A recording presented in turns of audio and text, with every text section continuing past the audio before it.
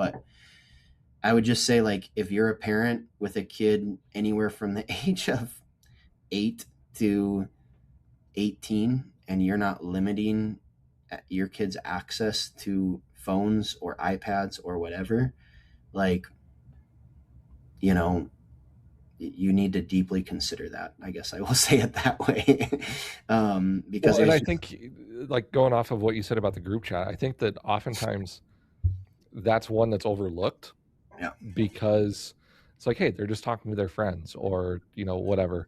Um, but I like to look at it in this way, and again, it's kind of aging us a little bit, right? When we left school, yes, we had the ability to text our friends, but that was extremely limited. Um, and we had to be very careful with it because I think I had 150 messages a month or something like that, and you could blow through that in an hour if you really wanted to, right?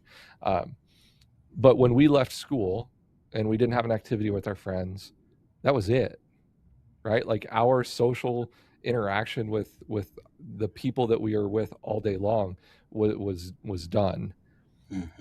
and we had a chance to reset and then come back the next day. And so when they have, when students today have a device, or kids have a device, they don't have that ability to disconnect as much.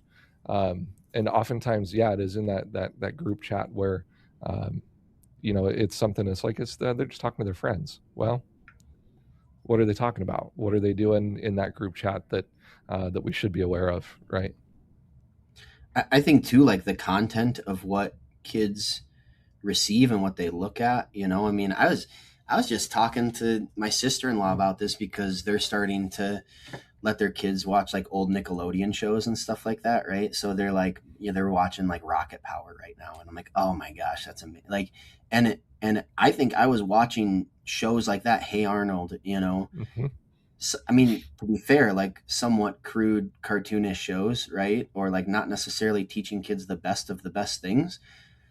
Compared to that to today, though, and you have like fourth, fifth, sixth graders walking into buildings and telling you they just watched the latest Stranger Things, and that is a crazy thing to be thinking about. I mean, my wife and I sometimes will have to turn off that show and be like, we can't go to sleep if we watch this. Like, and there's fourth graders that are watching shows like this up until like midnight up in their bed. And so I think it's crazy too to think about the level of like adult content that is being pushed down kids' throats at such a young age too.